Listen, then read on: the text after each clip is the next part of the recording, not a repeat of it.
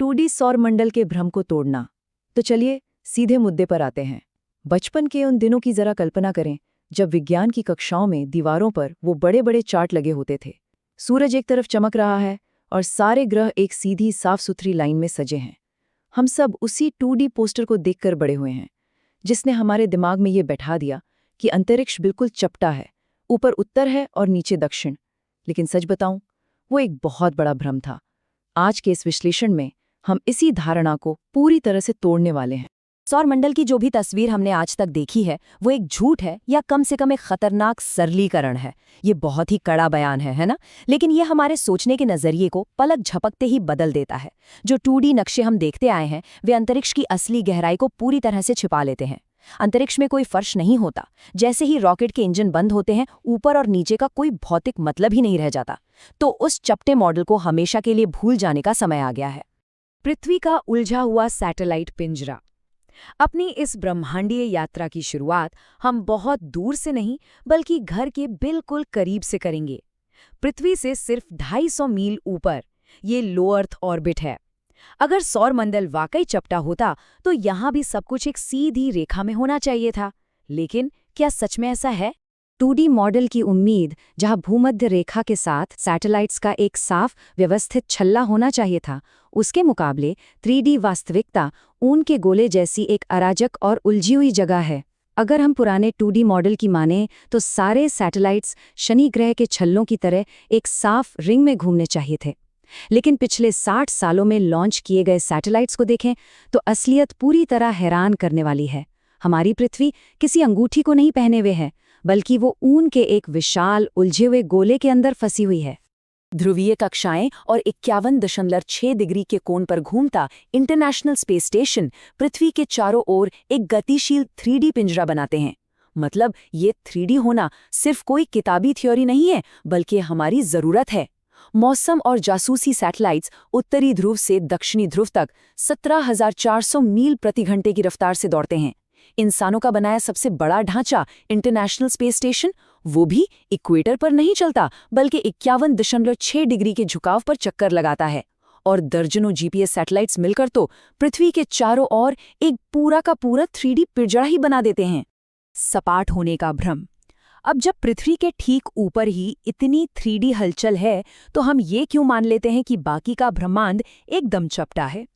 चलिए देखते हैं कि ये सपाट होने का भ्रम आखिर पैदा कहाँ से होता है। दिलचस्प बात यह है कि ये सिर्फ चित्रकारों की गलती नहीं है, बल्कि इसके पीछे ब्रह्मांडीय भौतिकी का एक बहुत ही गहरा कारण छिपा है।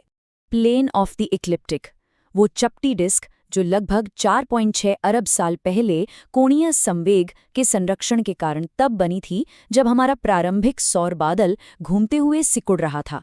ये बात हमें उस समय में ले जाती है जब कोई ग्रहण नहीं था, सिर्फ हाइड्रोजन गैस और प्राचीन धूल का एक विशाल बादल था। इसे ऐसे समझते हैं, जैसे कोई पिज्जा शेफ आटे को हवा में उछालकर घुमाता है तो वो खिंचकर एक चपटी डिस्क बन जाता है। भौतिकी में इसे कोणीय संवेग का संरक्षण कहते हैं। इसी से प्लेन ऑफ द इक्लिप्टिक बना। बृहस्पति और शनि जैसे बड़े ग्रह इसी समतल रेखा का पालन करते हैं, जो हमें ये चपटा होने का भ्रम देता है। सौरमंडल के बागी। लेकिन सच कहें तो प्रकृति को ये एकदम परफेक्ट सीधी रेखा वाली चीजें ज्यादा समय तक पसंद नहीं आती। चलिए अब हमारे सौरमंडल के बिल्कुल बीचों बीच मौजूद उन बागियों से मिलते हैं जो इस समतल होने के नियम की धज्जियां उड़ा देते हैं। 7 डिग्री। सुनने में ये संख्या शायद छोटी लगे, लेकिन अंतरिक्ष की दूरियों में 60 डिग्री का मतलब है लाखों मील की ऊपर नीचे की छलांग। बुध ग्रह, जो सूरज के सबसे करीब है, वो पृथ्वी की कक्षा के मुकाबले पूरे 60 डिग्री के झुकाव पर परिक्रमा करता है। वो किसी शांत समुद्र में नहीं तैर रहा, बल्कि एक तूफानी समुद्र में गोते खाती हुई नाव की तरह चलता है। और मजे की बात तो यह है कि खुद सूरज की भूमध्य रेखा भी 6 डिग्री झुकी हुई है। ये इशारा करता है कि सौर मंडल की शुरुआत में कुछ बहुत ही हिंसक घटना जरूर घटी होगी। कुइपर बेल्ट में प्रवेश। अब हम नेपच्यून ग्रह के भी पार उस बर्फीले अंधेरे में चलते हैं जहां सूरज की रोशनी सिर्फ एक दूर की चमक भर रह जाती है। ये जगह है कुइपर बेल्ट, और यहीं आकर हमारे उस बचपन वाले 2D मैप की सारी व्यवस्था पूरी तरह बिखर जाती है। कुइपर बेल्ट की गतिशीलता की बात करें तो कोल्ड क्लासिकल पॉपुलेशन की कक्षाएं शांत और समतल होती हैं, वहीं हॉट पॉपुलेशन के रास्ते झुके हुए, विलक्षण और पूरी तरह से अराजक होते हैं। यहाँ हॉट का मतलब तापमान से बिल्कुल नहीं है, क्योंकि यहाँ का तापमान तो -400 डिग्री फ़ारेनहाइट के करीब रहता है। हॉट का मतलब है कक्षाओं की वो अराजकता जहाँ बर्फीले टुकड़े प्लेन के ऊपर और नीचे बेतहाशा भागते हैं। नेपट्यून के गुरुत्वाकर्षण ने अरबों सालों में इन कक्षाओं को पूरी तरह से अस्त-व्यस्त कर दिया है। प्लूटो प्रमुख ग्रहों के ओलंपिक स्विमिंग पूल में गहराई तक गोता लगाता है और फिर हवा में बहुत ऊपर तक उछल जाता है। प्लूटो की कक्षा पूरे 17 डिग्री झुकी हुई है। अगर प्रमुख ग्रहों की कक्षाएं एक ओलंपिक स्विमिंग पूल की लेन है, तो प्लूटो उनके साथ सीधी लाइन में बिल्कुल नहीं तैर रहा है। वो तो पूल की सतह को तोड़कर सबसे गहराई तक जाता है और फिर दशकों बाद पानी की सतह से बहुत ऊपर हवा में छलांग लगा देता है। क्या इसे हम किसी भी तरह से चपटा व्यवहार कह सकते हैं? बिल्कुल नहीं। 44 डिग्री। और अगर 17 डिग्री ज्यादा लग रहा था, तो एरिस नाम के बौने ग्रह को देखें। इसका झुकाव पूरे 44 डिग्री है। यहाँ आकर तो 2D मॉडल पूरी तरह से दम तोड़ देता है। एरिस समतल रेखा के नियम को पूरी तरह से नजरअंदाज करके उन ऊंचे और गहरे हिस्सों की यात्रा करता है जहाँ कोई भी बड़ा ग्रह जाने की हिम्मत ही नहीं करता। गोलाकार ओल्ड क्लाउड। अब हम उन बागी ग्रहों से भी बहुत दूर जाने वाले हैं। हम उस गहरे शून्य की ओर बढ़ेंगे जहां सूरज सिर्फ एक और आम तारे जैसा दिखता है। यहीं जाकर हमें पता चलता है कि हमारे ब्रह्मांडीय घर का असली आकार आखिर है क्या। 50 वर्ष वॉयेजर प्रोब की अब तक की यात्रा का समय। 1 वर्ष प्रकाश को इस गहरे शून्य तक पहुंचने में लगने वाला समय, और लाखों वर्ष ऊड क्लाउड में एक धूमकेतु की कक्षा का समय। दूरियों की ये तुलना सच में दिमाग घुमा देने वाली है। वॉयेजर 1 अंतरिक्ष यान 50 सालों से उड़ रहा है, लेकिन इस पैमाने पर वो अभी सिर्फ हमारे आंगन तक ही पहुंचा है। जहां हम अब हैं, वहां सूरज की रोशनी को पहुंचने में ही पूरा 1 साल लग जाता है। आंतरिक सौरमंडल की तुलना अगर अंडे की जर्दी से करे, तो ऊट क्लाउड उसका विशाल 3D छिलका है। तो ऊट क्लाउड का असली आकार क्या है? ये कोई डिस्क या डोनट बिल्कुल नहीं है। ये एक विशाल, खोखला और पूरी तरह से गोलाकार छिलका है। जरा कल्पना करें, हमारा पूरा आंतरिक सौरमंडल एक अंडे की छोटी सी पीली जर्दी है, और ऊट क्लाउड उस अंडे का विशाल 3D छिलका। ये खरबों मील तक फैला एक परफेक्ट बुलबुला है जो हमें हर दिशा से घेरे हुए हैं।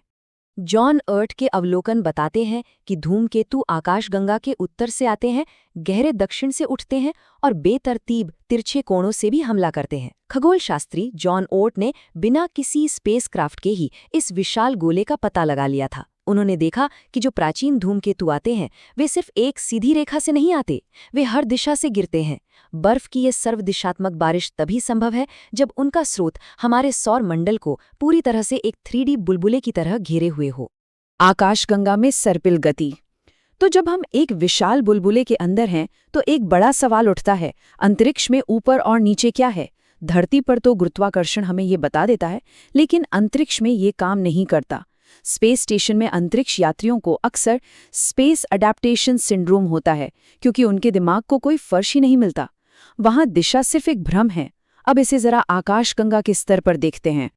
143 मील प्रति सेकंड, इस भयानक स्पीड से हमारा पूरा सौरमंडल मिल्की वे आकाशगंगा के केंद्र का चक्कर लगा रहा है। लेकिन हम समतल होकर नहीं घूम रहे हैं। हैरानी की बात तो ये है कि हमारे सौरमंडल का तल आकाशगंगा के तल के मुकाबले लगभग 60 डिग्री झुका हुआ है। मतलब हम आकाशगंगा के फर्श के मुकाबले लगभग सीधे तिरछे होकर यात्रा कर रहे हैं। सौरमंडल अंतरिक्ष में किसी विशाल DNA स्ट्रैंड या कॉर्कस्क्रू की तरह एक सर्पिल गति में आगे बढ़ता है। ये पूरे विश्लेषण का सबसे विस्मयकारी खुलासा है। हम किसी चपटे घेरे में गोल गोल नहीं घूम रहे हैं। सूरज अपने साथ सभी ग्रहों को खींचते हुए आकाशगंगा के भीतर एक शानदार कॉर्कस्क्रू या DNA स्ट्रैंड के आकार में सर्पिल गति से आगे बढ़ रहा है।